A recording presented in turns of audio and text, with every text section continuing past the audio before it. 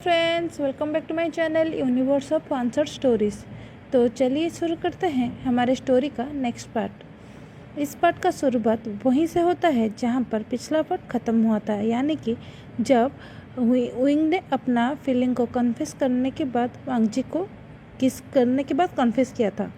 तभी हमें दिखाया जाता है थोड़ी देर बाद जब विंग अपने किस को ब्रेक करना चाह रहा था, तभी अचानक से सिचन ने यानी कि हमारा वांगजी ने उसके गले के नीचे अपने हाथ को रख देता है और उसे ब्रूटली किस करने लगता है, ऐसे कि जैसे वो अभी उसे खा ही जाएगा।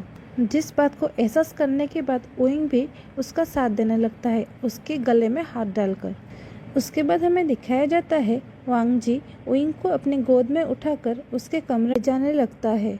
तभी अचानक से वांगजी को ये हिट होता है कि अभी तक उसने विंग को अपने सारे सच्चाई के बारे में नहीं बताया है। अगर अब वो इस रिश्ते में आगे बढ़ जाएगा तो ये धोखा कहलाएगा और वो नहीं चाहता वो अपने प्यार के साथ धोखा करे। इसीलिए वो अपने रूम पर ना जाकर उससे विंग को उसके रूम पर ले जाकर उसके बेड पर लेटा देता है और उससे अलग होकर उसे ब्लैंकेट पर उड़ा देता है और विंग से नजरें न मिलाकर वहाँ से चला जाता है। लेकिन दूसरी तरफ विंग उसके इसे बिहेवियर को देखने के बाद और भी ज़्यादा परेशान हो जाता है और कुछ समझ नहीं पाता कि ये सब क्या हो रहा है। तभी वो कुछ सोचते हुए जब इस बारे में सभी चीज़ें पूछने के लिए वांगजी के कमरे में जा रहा था, तभी उसे दरवाजे पर एक अजीब सा साउंड सुनाई देता है। जिस आवाज़ को सुनने के बाद विंग का बॉडी शिवर करने लगता है, क्योंकि उसे पता चल गया था कि वांगजी विंग के नज़रों में सिचान उसका नाम लेकर खुद को सेटिस्फाई कर रहा था। जिस बात से वो और भी ज़्यादा घबरा जाता है और वो तुरंत ही उस कमरे को नॉक ना करके वहाँ से चला जाता है और वो जाकर शर्माते हुए अपने आप को पूरी तरह से ब्लैंकेट में ढक कर सो जाता है।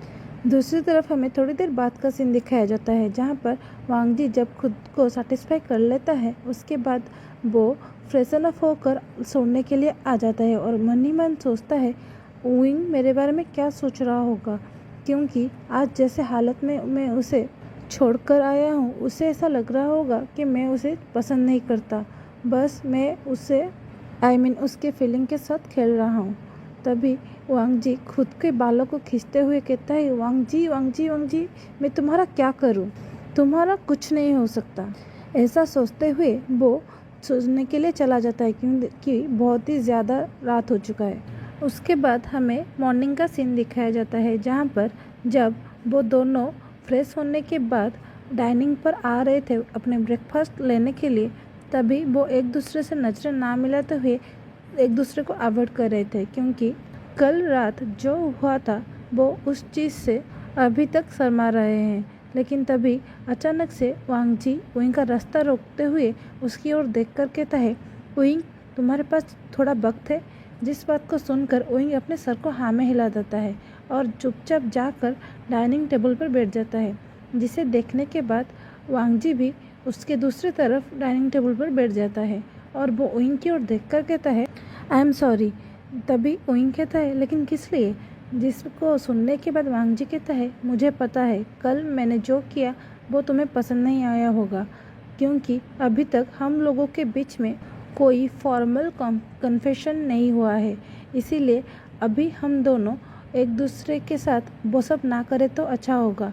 और उसके अलावा हम दोनों ने ऑफिशियली शादी भी नहीं किया है, वो तो सिर्फ एक कॉन्ट्रैक्ट मैरिज है ना।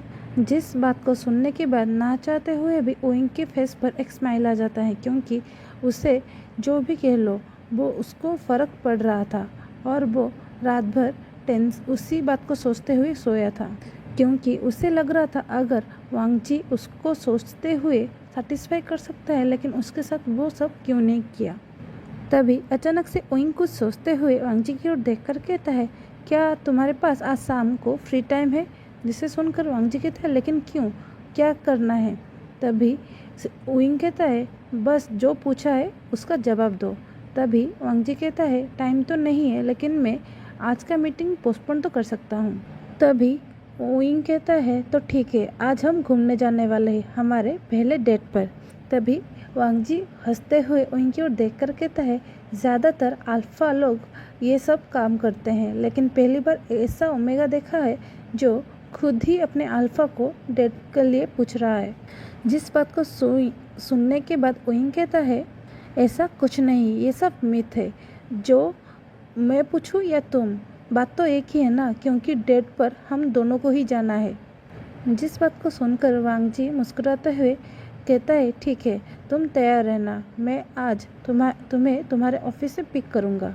ऐसा कहते हुए वो जाकर ओइंग के गाल पर एक किस करता है और उसे बाय कहकर ऑफिस के लिए चला जाता है। और उसके बाद ओइंग भी अपने ऑफिस के लिए खुश होकर चला जाता है। तभी हमें वांग जी को उसके कार में सोंगलन के साथ दिखाया जाता है, जो बहुत ही ज़्यादा मुस्कुरा रहा था। जिसको सुनने के बाद सोंगलन कहता है, मुझे लग रहा है कि तुम का एक्टिंग करते करते कुछ ज़्यादा ही डूब चुके हो। तभी वांग जी कहता है, अगर ये सब करते करते कहीं पर वांग जी कहीं गायब भी हो जाए तो किसी को कोई परवाह नहीं होगा। जिसको सुनने के बाद सोंगलन गुस्से में कहता है, क्या तुम पागल हो गए हो, क्या कह रहे हो? किसी के बारे में मुझे कुछ नहीं पता, लेकिन मुझे पता है कि मुझे बहुत ही ज़्यादा फ़र्क पड़ेगा, क्योंकि मैं नहीं चाहता मैं अपने दोस्त को खो दूँ।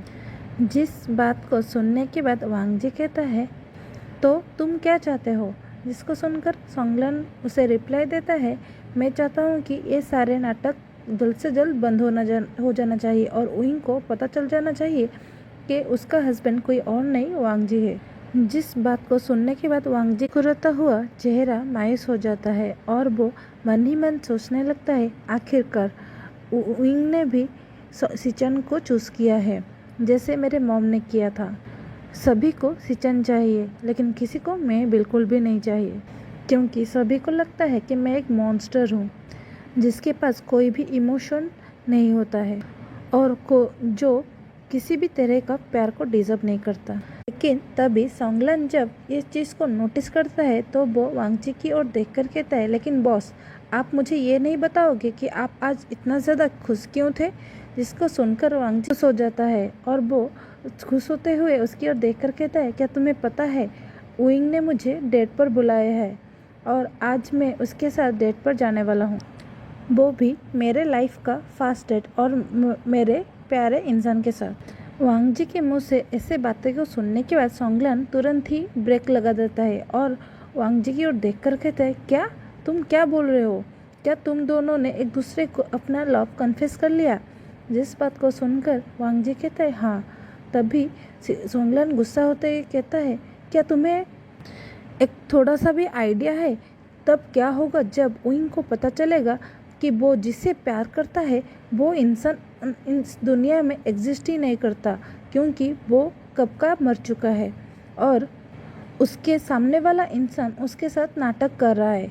जिसको सुनकर वांग जी कहता है, तुम चिंता मत करो, क्योंकि मेरे मन में कुछ प्लानिंग चल रहा है और मैं अगर उस प्लान पर काम करना शुरू कर दूँ तो सब कुछ ठीक हो जाएगा। जिसको सुनकर सोंगलन कहता है, लेकिन क्या, कौन सा प्लानिंग, क्या तुम मुझे नहीं बताने वाले? तभी वांग जी कहता है, वक्त आने पर तुम्हें पता चल जाएगा और मेरे ओर देखकर बातें मत करो और गाड़ी शुरू करो, क्योंकि मीटिंग का वक्त हो रहा है। जिस बात को सुनने के बाद सोंगलन मुंह बनाता है वांग जी की ओर देखकर कहता है, शुरू हो गया तेरा बॉस वाला मोड़। जिस बात से हमारा वांग जी भी कुछ नहीं कहता। उसके बाद हमें दूसरी तरफ इनको उसके ऑफिस डेस्क पर दिखाया जाता है, जो कि आज के डेट के बारे में सोचते हुए मुस्कुरा रहा था और वो अपने हाथ में पकड़े गए रिंग बॉक्स को देख रहा था, क्योंकि उसने सोच लिया है कि आज वो ऑफिशियली सिचन को डेट के लिए, यानी कि दूसरी बार शादी करने के लिए पूछने वाला है। तभी उसे उसके बेस्ट फ्रेंड नी ह्वेसंग का कॉल रिसीव होता है, जो कि अभी अभी अब्रॉड से वापस आया है, जो ओइंग की तरह भी एक ओमेगा है। जिस कॉल को देखने के बाद ओइंग थोड़ा घबरा जाता है, क्योंकि नी ह्वेसंग को नहीं पता है कि ओइंग लान सिचन से शादीशुदा है, तो वो घबराते हुए कॉल को अटेंड करता है। तभी नी ह्वेसंग गुस्से में उसके ऊपर गरजते हुए कहता है, पागल वेवुशियन, क्या तुम पागल हो गए हो? तुमने मुझे ये इन्फॉर्म नहीं किया कि तुम्हारे फॉर्मर डेस्कमेट के ब्रदर के साथ शादी किए हो? जिस बात को सुनने के बाद विंग कहता है, तुम्हें किसने बताया? जब भी नीहसंग गुस्से में कहता है, उसके बारे में जानकर क्या करोगे? तुम मेरे सवालों का जवाब दो। मुझे लगा था मैं तुम्हारा शादी अटेंड नहीं किया इसीलिए तुम मेरे ऊपर गुस्सा करोगे, लेकिन ये क्या हो गया? तुम वेंचाओ के बदले वांगजी से कैसे शादी कर लिए? जिस बात को सुनने के बाद विंग मुस्कुराते हुए कहता है, अगर तुम्हें इस बारे में सब कुछ जानना है तो मेरे ऑफिस के पास जो कैफ़े है वहाँ पर आ जाओ। जिसको सुनकर नीहसंग कहता है, उसके बारे में तुम मत सोचो क्योंकि मैं ऑलरेडी वहाँ पर पहुँच चुका हूँ, क्योंकि मुझे तेरे बारे में सब कुछ जानना है, इसीलिए जल्दी नीचे आ। जिस बात को सुनकर विंग शॉक होते हुए कहता है, क्या तुम पहले ही आ चुके हो? तो मुझे कॉल क्यों किया? तुम ऑफिस पे ही आ सकते थे। तभी नीहसंग मुंह बनाते हुए कहता है, कौन जाकर तेरे ऑफिस में तेरे बॉस से परमिशन लेकर आएगा? तुम खुद ही उस इंसान से परमिशन लेकर नीचे आ जाओ। जिसे सुनकर विंग कहता है, ठीक है, एक काम करो, तुम मेरे लिए कैपेचिनो ऑर्डर करो, मैं तुरंत ही पहुंच रहा हूँ। दूसरी तरफ हमें वांगजी को दिखाया जाता है जब लंच ब्रेक पर जब मीटिंग ख़त्म करने के बाद वो अपने कैबिन में वापस आया, तभी उसे एक कॉल रिसीव होता है, जिसको सुनने के बाद वो घबराते हुए वहाँ से भागकर चला जाता है। इसके आगे हमें वांगजी के बारे में दिखाया नहीं गया है। और तभी दूसरी तरफ हम दिखाते हैं विंग जाकर जब कैफ़े के अंदर घुसता है, तभी वो देखता है उस कैफ़े के कॉर्नर वाले सीट पर कोई और नहीं, नीहसंग अपने हाथों में एक कॉफ़ी का कप पकड़कर बैठा हुआ है। जिसे देखकर वो मुस्कुराते हुए उसकी ओर जाकर कहता है, नीहसंग कब वापस आए? तभी नीहसंग कहता है, मैं आज सुबह ही लैंड किया और लैंड करने के बाद जब मुझे तेरे बारे में ये सब कुछ पता चला तो मैं तुमसे मिलने के लिए डायरेक्ट यहाँ पर आ गया एयरपोर्ट से। जिस बात को सुनने के बाद विंग कहता है, तो तुम्हारा जो ढेर सारा लगेज है वो कहाँ पर है? जिसे सुनकर नीहसंग कहता है, तुम उसका टेंशन मत लो, मैं वो सारे चीज़ों को मेरे ब्रदर के हाथों घर पर भेज दिया है। जिस बात को सुनकर विंग हंसते हुए कहता है, ओ कितने लकी हो तुम, तुम्हारा ब्रदर तुम्हें एक बेबी की तरह ट्रीट करता है। जिस बात को सुनने के बाद नीहसंग मुँह बनाते हुए कहता है, वो मुझे खाक बेबी की तरह ट्रीट करता है, वो तो मुझे एक स्ट्रीट टीचर की तरह ट्रीट करता है। जिसको सुनने के बाद विंग मुस्कुराते हुए कहता है, तो वो सब बातों को छोड़ो, बताओ तुम क्या जानना चाहते हो? जिसको सुनने के बाद विंग नीहसंग अपने हाथों में पकड़े गए कप को टेबल पर रख देता है और उसकी ओर एक्साइटमेंट में देखकर कहता है, मुझे पूरी बात बताओ, A to Z, क्या क्या हुआ और तुम दोनों के बीच अब कैसा रिलेशनशिप है, सब कुछ डिटेल बाय डिटेल।